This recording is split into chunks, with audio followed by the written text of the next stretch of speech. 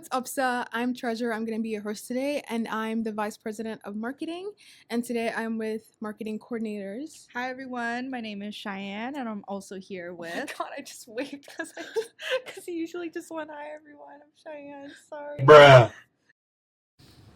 Hey, what's up, Sa? I'm Treasure, and today I'm going to be your host, and I'm the Vice President of Marketing this year with Upset. And today I'm with marketing coordinators. Hi, I'm Cheyenne. Hi, I'm Laila. And today we're going to be talking to you guys about experiences from upper year students. We just wanted to talk about some things that we wish we knew when we were starting university, or things we wish someone had told us about.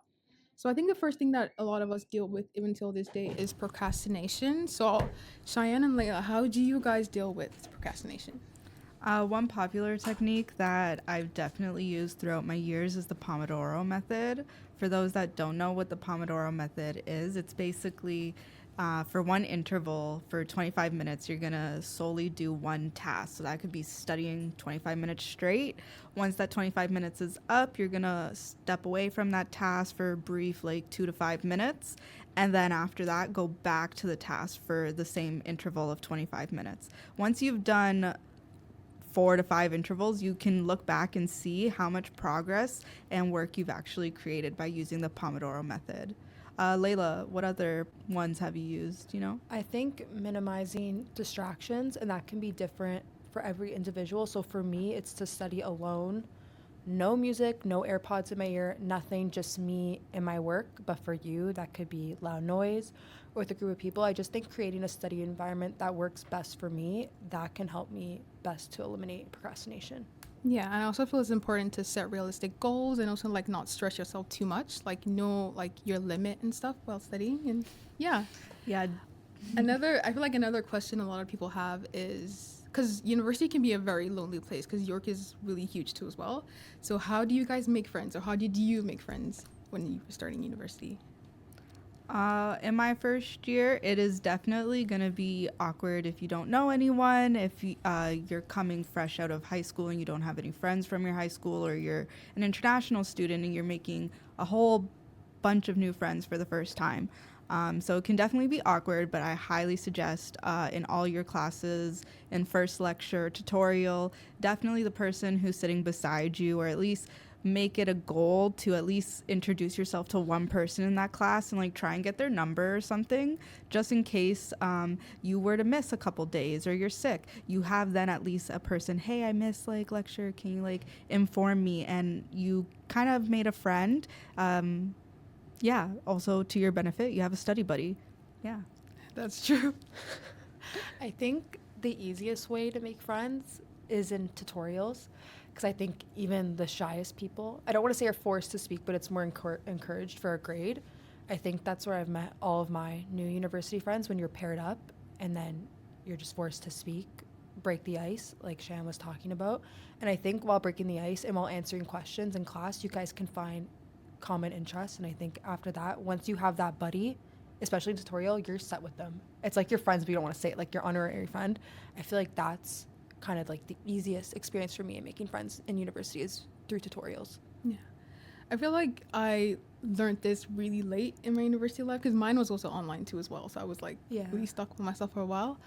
So if you live on residence, on campus, you can also there are events that they hold on your residency, so you can attend those events and you can make friends there too as well. So you can have friends that are your neighbors.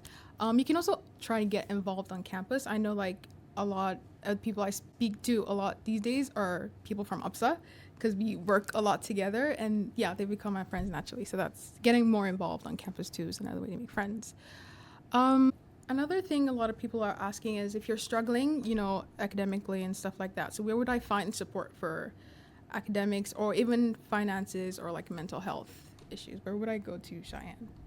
I would say for academics, if you have anything academic related, such as making sure you're on the right degree path and fulfilling all of your degree requirements, it's really confusing. York's really confusing for some weird reason.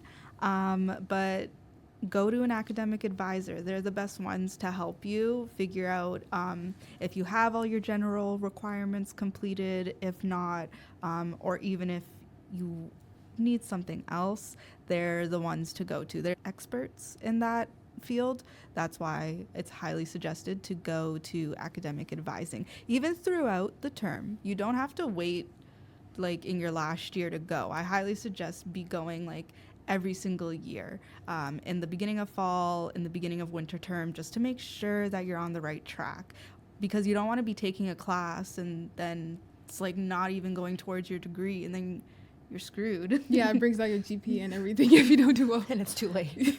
And you're like a year behind. Yeah. I feel like another thing is, reading your emails that your colleges and departments send, right? I remember I used to ignore those ones in my first year. Yeah. And then, I don't know. Next you know it's a bill. Yeah. Or like, I don't know, like an opportunity for work or something like that. Mm-hmm. I think that's how I found out about UPSA too, just because I was looking at the emails and stuff too. So that's really important. And then I know that a lot of us are confused too as well. So you can ask questions all the time. That's why like your academic advisors are there for you to ask questions. And you can, if you're in your first year, you can also ask your mentors. I know first years are assigned to peer mentors. And you can also like send us a DM on Instagram too as well. Or you can go to our PM Instagram page and then send them a DM and then they'll respond to you. Yeah. Another thing is figuring how to choose the right courses. Yeah. I don't know, if you're a psychology student, psych is very broad. So how do you know if you're taking the right courses to lead you to the degree or the concentration or like the certificate that you want? Well, fun fact, York offers concentrations because you are right. Psychology at York is very broad. I don't know how many concentrations there are. Is there 6, 7? I know there's like neuropsychology, there's like clinical. I know, there's like mental health. There's like developmental psychology too as well. There's like statistics too. Yeah. That's like. There's a bunch of concentrations. There's a lot of them. There's about like 6 or 7, I feel like. But basically with these concentrations, they can help narrow down where you actually want to specialize in psychology, because it is so broad. So I would definitely suggest like work backwards, in the sense like if you see a 4th year level class that you really want to take, what are the prerequisites, and work backwards from 4th year to 1st year to make sure that you can take it. I would also say reading course descriptions. I feel like some of the titles can be misleading. It's like perception, then it's like physics. It's like, I didn't know that. And no, I swear. And then it's like, well, then you didn't read the description, or else that would have been more clear to you. So I just say before picking, because sometimes it's hard to like drop out and then switch and enroll again. Like that process can take a long time and set you back. So before picking, even on my schedule builder, when you like do your courses, it says the description right there. Reading it, you can determine if that's the right course for you or not. And then you can also like, if you're thinking about, okay, where can I find this like document where they have concentrations, or like how can I figure this out, you can literally just Google York University psychology concentrations, and then there's this PDF file that comes up, and then you can select from there as well. Usually a cheat code for anything York related, you just, if you're trying to find something, put York U and what you're looking for in the Google search bar, and usually the first or second hyperlink is the website you're looking for. Anything else that we can say? Like, what else do we want to say? What is something that like you wish? What's something you could have done differently in your first year? What would you have done? What would I have done? Okay, should I ask the question? Do you guys have answers?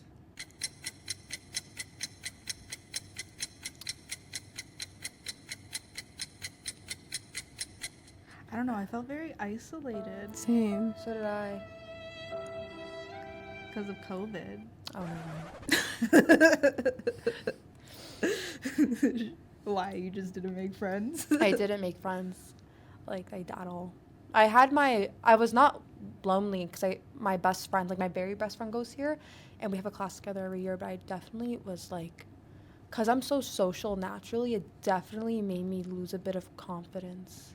Like, I felt like I wasn't as social as I used to be. Like, I would get more nervous for a lot of things. So, yeah, probably that. But that's not something I could have changed. I just wish, not that I even could have handled it better. Just, I wasn't prepared. Like, I remember, like, jokes saying, like, the first week of university was, like, terrible. Because for me, it was. Like, for me, I just felt, like, super lonely, and then I realized like some friends from high school just like were not my friends. I will definitely say, just like piggybacking off of your point, I would say they don't prepare you, such as like who's they, like your high school teachers or wherever you're coming from before you come to university.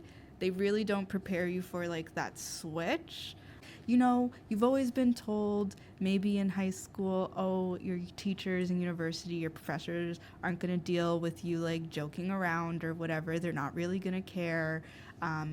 That's like all false. High school teachers just like scare tactic you for some weird reason. And actually, like, you have so much freedom that you kind of don't know what to do with yourself. You're like, what do I do with myself? And sometimes like that freedom, if you don't like use the right resources that are available to you, you could get lost and you could fall behind and stuff and whatever. Yeah, I don't think they prepare you at all. It's all a lie. All a lie. Guys, it was all a lie. One thing I wish I did differently is I feel like if I prepped more, this is more academic and not like social. For social, I wish I spoke to more people in my classes, and I feel like by now I've had more friends in psych, but I really barely know anyone in psych right now, apart from obviously you guys and stuff. But the importance of like prepping before going to lectures, I feel like I just assumed that, you know how high school they teach you everything in the classes and everything, and then all you have to do is like study after, but there's so much more content now that you have to read before, like do your own personal research and then go and then see if you understand what you read or whatever, and then actually go back and revise again. It's like in university you have to be like weeks ahead in order to succeed. Yeah, I wish I started doing that earlier. I feel like right now my GPA would have been like higher or whatever. But yeah, guys, don't make the same mistakes we did. Yeah, we're telling you so you can right our wrongs. For sure. I just want to play the person to herself in the back as an ad lib. Oh my god. Yeah, I think this is everything we have for you guys today from the marketing department from Upset this year. Thank you guys for tuning in. The next episode, our community relations department is going to talk more about the concentrations that we just briefly touched on like today. So stay tuned for that. This is What's Upset, and we'll see you guys next month or next time. Bye guys. Bye guys.